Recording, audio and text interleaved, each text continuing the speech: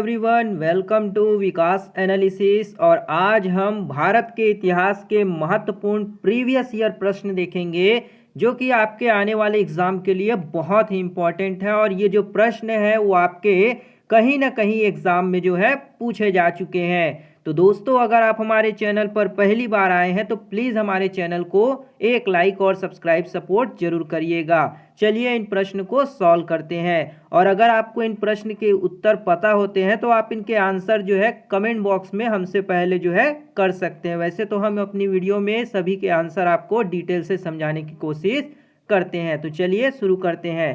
पहला है आपका, कौन सा वेद धार्मिक अनुष्ठानों से संबंध रखता है ना। कौन सा जो वेद है, धार्मिक वेद, वो धार्मिक अनुष्ठानों से क्या है, संबंध, रिलेशन रखता है। पहला है आपका ऋग्वेद, दूसरा है यजुर्वेद, तीसरा है आपका सामवेद और चौथा है अथर्ववेद, है ना। तो कौन सा वेद जो है धार्मिक अनुष्ठानों से संबंध रखता है, तो इसका सही आंसर क्या हो जाएगा, वो होगा आपका यहाँ पे ऑप्शन नंबर 2 यजुर्वेद, है ना। यजुर्वेद जो होता है वो आपका धार्मिक अनुष्ठानों से संबंध रखता है। तो ऑप्शन नंबर 2 यहाँ पे आपका यजुर्वेद जो होगा क्या होगा, करेक्ट हो जाएगा। अगला प्रश्न देखते हैं। अगला प्रश्न है आपका, सिंधु घाटी सभ्यता में धौलावीरा या धौलावीरा निम्नलिखित में से किसके लिए प्रसिद्ध है ना। जो सिंधु घाटी सभ्यता है आपका, इंडस वैली सिविलाइजेशन, उसमें जो धौलावीरा जो है वो किसके लिए प्रसिद्ध है, ये यहाँ पे पूछा जा रहा है। पहला ऑप्शन है आपका चट्टान से निर्मित स्थापत्य के लिए, दूसरा है बंदरगाह के लिए, तीसरा ऑप्शन दिया है आपका जल संरक्षण के लिए और चौथा है मिट्टी के पात्र के लिए।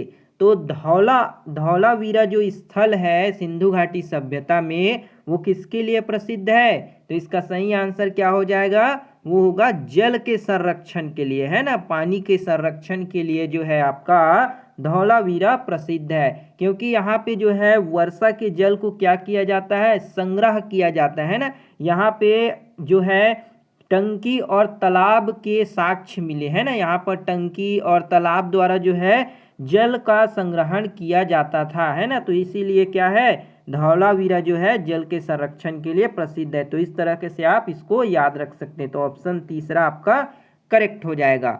अगला प्रश्न देखते हैं।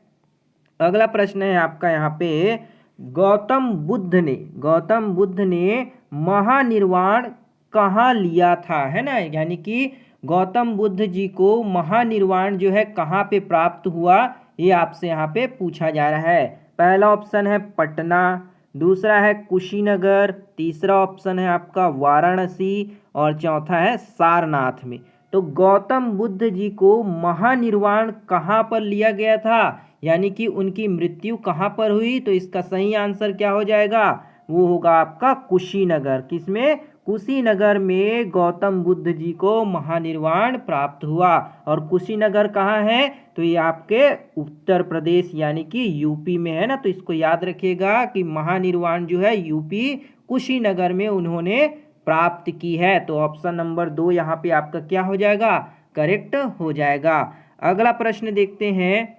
अगला प्रश्न है आपका यहाँ पे, ऋग्वेद में सबसे प्रमुख देवता कौन है ना। जो ऋग्वेद है, 4 वेद हैं, उसमें से जो ऋग्वेद है उसमें सबसे प्रमुख देवता कौन है, यहाँ पे आपसे पूछा जा रहा है। पहला ऑप्शन दिया है आपका यहाँ पे इंद्र, दूसरा है अग्नि, तीसरा है पशुपति और चौथा है आपका विष्णु।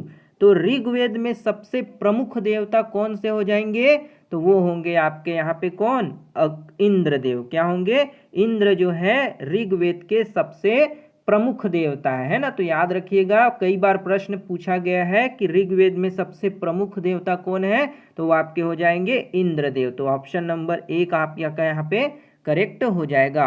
अगला प्रश्न देखते हैं।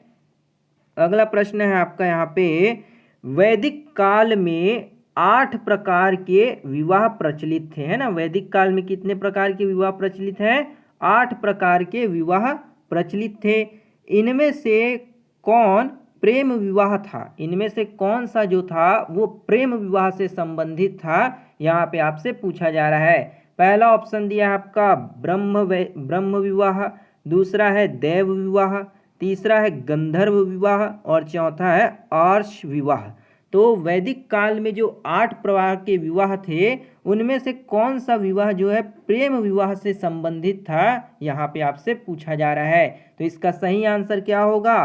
तो वो हो जाएगा आपका गंधर्व विवाह। ऑप्शन नंबर 3 यहाँ पे आपका गंधर्व विवाह जो था प्रेम विवाह के नाम से जाना जाता था। तो यहाँ पे आपका गंधर्व विवाह क्या होगा?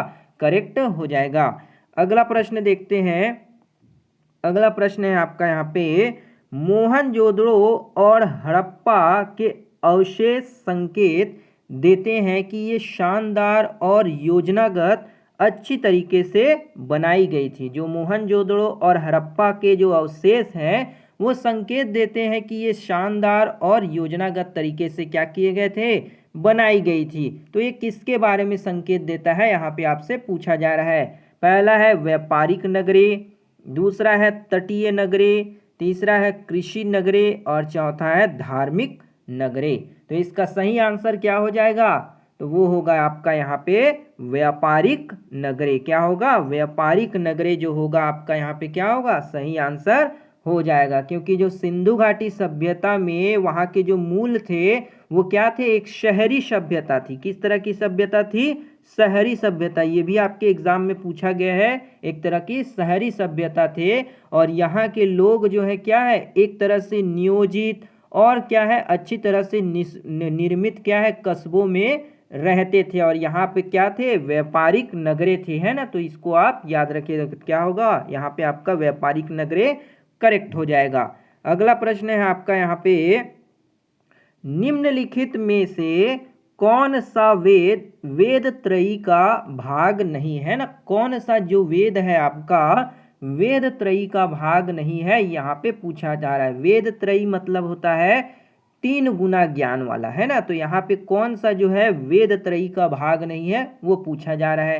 पहला ऑप्शन है ऋग्वेद, दूसरा है यजुर्वेद, तीसरा है सामवेद और चौथा है आपका अथर्ववेद। तो कौन सा वेद जो है आपका वेद त्रयी का भाग नहीं है? तो इसका सही आंसर क्या हो जाएगा? वो होगा आपका यहाँ पे अथर्ववेद, है ना। अथर्ववेद जो है आपका वेद त्रयी का भाग नहीं है। तो ऑप्शन डी जो होगा आपका यहाँ पे करेक्ट होगा। वेद त्रयी के अंतर्गत कौन कौन से आते हैं? तो आपके ऋग्वेद आ जाते हैं, यजुर्वेद और सामवेद। ये तीनों जो होते हैं वो वेद त्रयी के अंतर्गत आते हैं ना। तो यहाँ पे आप याद रखिएगा कौन सा नहीं है, तो वो आपका अथर्ववेद है ना। तो ऑप्शन नंबर 4 यहाँ पे आपका अथर्ववेद करेक्ट हो जाएगा। अगला प्रश्न देखते हैं। अगला प्रश्न दिया है आपका यहाँ पे, किस नदी के निकट ऋग्वेद सभ्यताएं सबसे अधिक स्थित थी, है ना। कौन से नदी के तट के निकट जो ऋग्वेद की सभ्यताएं थी वो सबसे अधिक जो है स्थित थी? पहला ऑप्शन है आपका यहाँ पे नर्मदा नदी, दूसरा है सरस्वती नदी, तीसरा है गोदावरी नदी और चौथा ऑप्शन है आपका गंगा नदी। तो किस ऋग्वेद के निकट जो है सबसे अधिक, जो कौन से नदी के निकट ऋग्वेद की सभ्यताएं सबसे अधिक थी? तो इसका सही आंसर क्या हो जाएगा? वो होगा आपका यहाँ पे क्या? सरस्वती नदी, है ना। ऑप्शन नंबर दूसरा सरस्वती नदी जो है आपका यहाँ पे करेक्ट हो जाएगा, जिसमें आपके हिंदू धार्मिक परंपराओं से क्या थी, ये जुड़ी हुई थी, है ना। और उससे जुड़ी हुई क्या थी? एक पवित्र नदी के रूप में जाना जाता था, है ना। तो यहाँ पे आप याद रखिएगा ऋग्वेद सभ्यताएं सबसे अधिक किसके निकट थी? तो वो आपका सरस्वती नदी जो होगा आपका यहाँ पे करेक्ट हो जाएगा। अगला प्रश्न देखते हैं। अगला प्रश्न है आपका यहाँ पे, हड़प्पाई स्थल मांडा किस नदी के किनारे स्थित है ना। हड़प्पाई स्थल जो मांडा है वो किस नदी के किनारे बसा हुआ है, ये यहाँ पे आपसे पूछा जा रहा है। पहला ऑप्शन है चेनाब, दूसरा है सतलज, तीसरा रावी और चौथा है आपका सिंधु।